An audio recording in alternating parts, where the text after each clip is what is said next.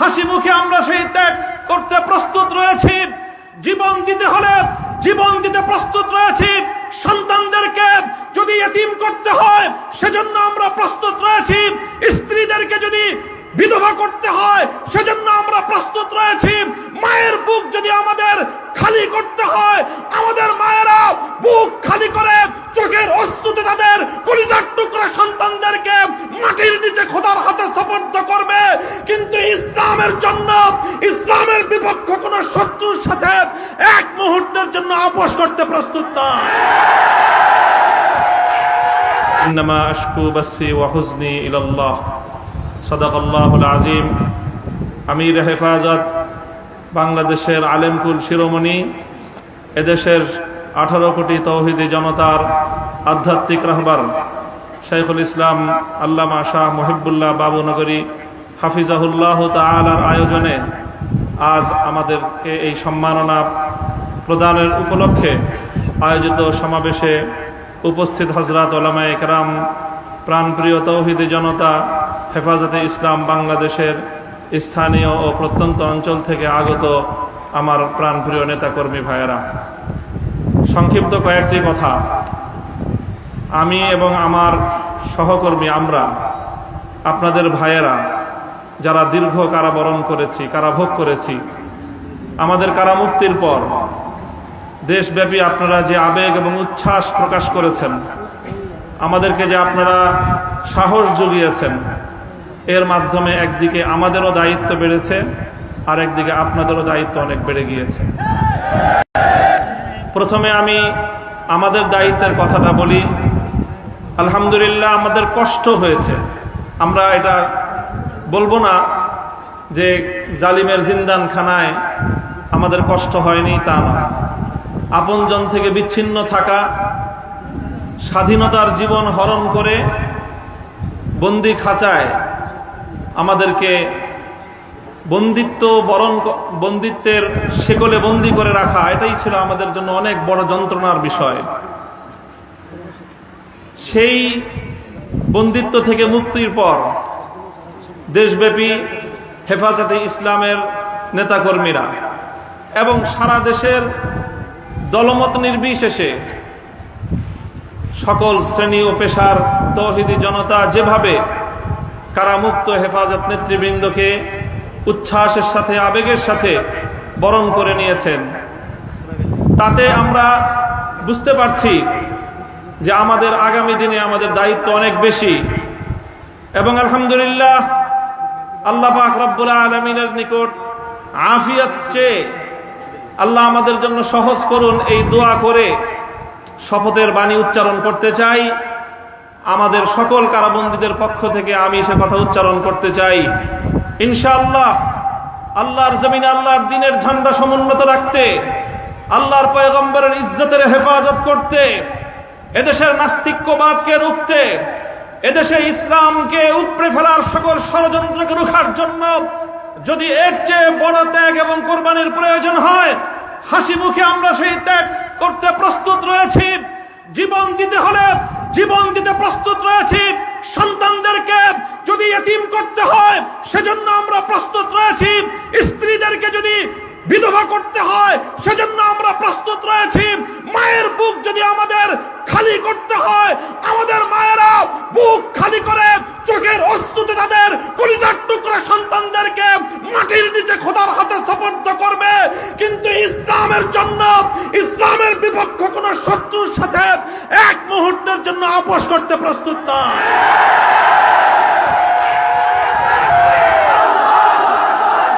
সময় কম, আমার স্পষ্ট পয়গাম, সব অন্যায়ের ক্ষমা রয়েছে, গাদ্দারি আর বিশ্বাসঘাতকতার কোনো ক্ষমা নাই।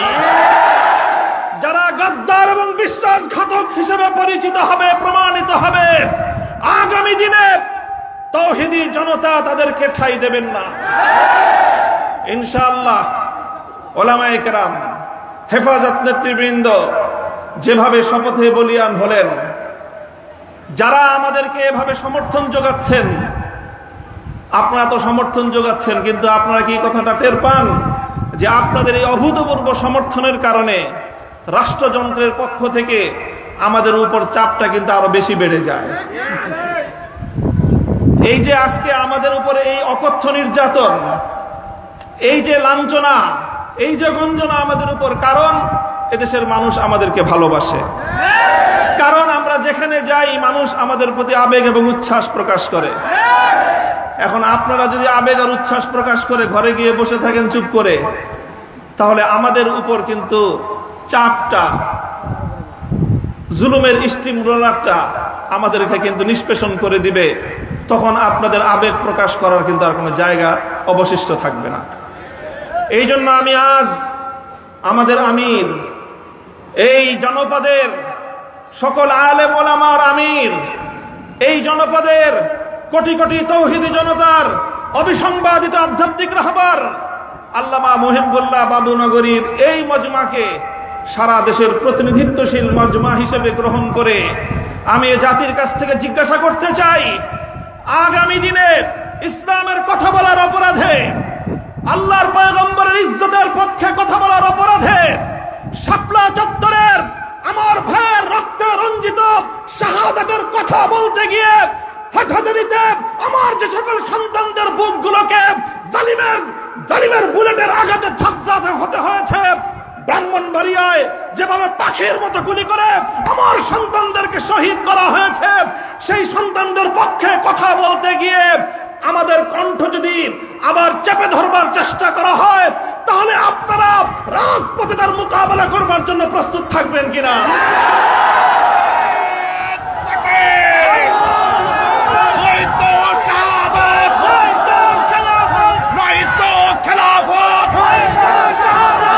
সংগ্রামী সাথী ও বন্ধুগণ, কথা দীর্ঘায়িত করার অবকাশ নেই।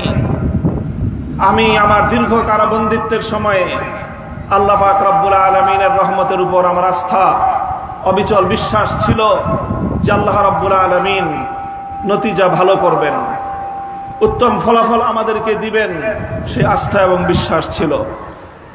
প্রথম দিকে যখন আমাদের মরহুম আমির হেফাজত আল্লামা জুনায়েদ বাবুনগরী হাফিজাহুল্লাহ তাআলা, তাকে আমরা জীবিত রেখে কারাগারে বন্দী হয়েছিলাম, তার উপর একটা বড় আমাদের আস্থা ছিল যে তিনি ইনশাআল্লাহ এই বন্দী মুসলিম আলেমদের জন্য, শহীদ আমাদের সন্তানদের জন্য, ব্রাহ্মণবাড়িয়ায় নির্বিচারে হত্যাকাণ্ডের শিকার আমার শহীদ ভাইদের এই হত্যার বিচার আমাদের এই জন্মভূমিতে প্রতিষ্ঠিত করবার জন্য তিনি বলিষ্ঠ ভূমিকা পালন করবেন।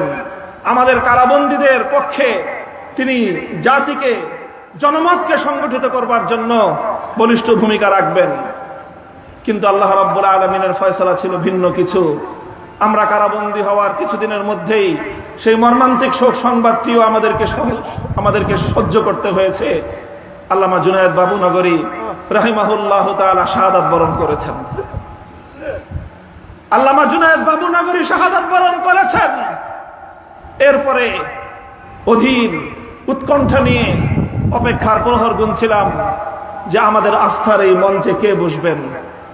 যখন জানতে পারলাম ওলি ইবনে ওলি, এ জাতির শ্রেষ্ঠ সন্তান, আস্থার মূর্ত প্রতীক আল্লামা শাহ মুহিবুল্লাহ বাবুনগরী হাফিজাহুল্লাহ তাআলা ইমারতের এই ঝান্ডা তিনি নিজ হাতে তুলে নিয়েছেন, সিজদায় শুকর আদায় করেছি, আস্থায় বুক বেঁধেছি যে ইনশাআল্লাহ একদিকে তিনি আরশের মালিকের সঙ্গে রাতের বেলায় চোখের অশ্রু ছেড়ে তিনি এই সংকট উত্তরণের জন্য আল্লাহ পাক রব্বুল আলামিনের সাহায্যকে জমিনে টেনে আনবার জন্য চেষ্টা করবেন, অপরদিকে তিনি জীবন দিবেন, কিন্তু কোন জালিমের রক্তচক্ষুকে পরোয়া করবেন না, কোন জালিমের সামনে তিনি মাথা নোয়াবেন না।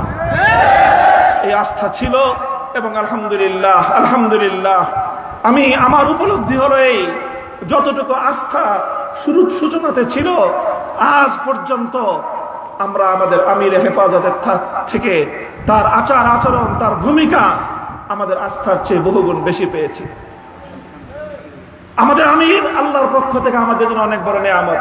ইনশাআল্লাহ আমির হেফাজতের হাতকে যদি আমরা এভাবে শক্তিশালী রাখতে পারি, এদেশে আমাদেরকে জুলুম করতে পারবে, আমাদেরকে গুলি করে হত্যা করতে পারবে, কারাগারগুলোকে আমাদেরকে দিয়ে ভরপুর করতে পারবে। বাংলাদেশে কারাগারে সর্বমোট আসন হলো 70,000। কয় হাজার? আমরা শাপলা চত্বরে গিয়েছিলাম, কমপক্ষে হলো 20 থেকে 25 লক্ষ। 70,000 হেফাজতের কর্মীরা কারাবন্দী হবে, কিন্তু জালেমের সামনে মাথা নোয়াবে না। এই দেশের 1 ইঞ্চি মাটি নাস্তিক্যবাদ এবং ইসলাম বিদ্বেষের জন্য কারো হাতে ইজারা দেবে না ইনশাআল্লাহ। আল্লাহ পাক আমাদের সকলকে তৌফিক দান করুন, কবুল করুন। আমাদের আমির হেফাজত সহ আকাবিরিনদেরকে আল্লাহ পাক দীর্ঘ নেক হায়াত দান করুন। ওয়া আখিরু দাওয়ানা আলহামদুলিল্লাহি রাব্বিল আলামিন। আসসালামু আলাইকুম ওয়া রাহমাতুল্লাহ।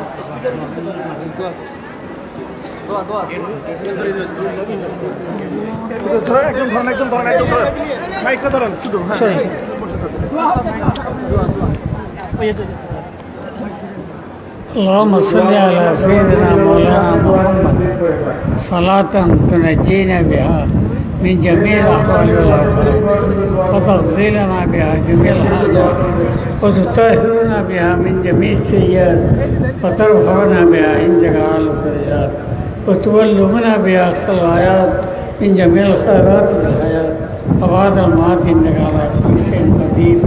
اللهم أعز الإسلام والمسلمين واخذل الكفرة والمبتدعة والمشركين. اللهم شتت شملهم، اللهم مزق جمعهم، اللهم دمر ديارهم، اللهم خالف بين كلمتهم، اللهم خذهم أخذ عزيز مقتدر. وصلى الله تعالى على خير محمد وآله وصحبه أجمعين. بجود سبحان ربك رب العزة عما يصفون والسلام على المرسلين.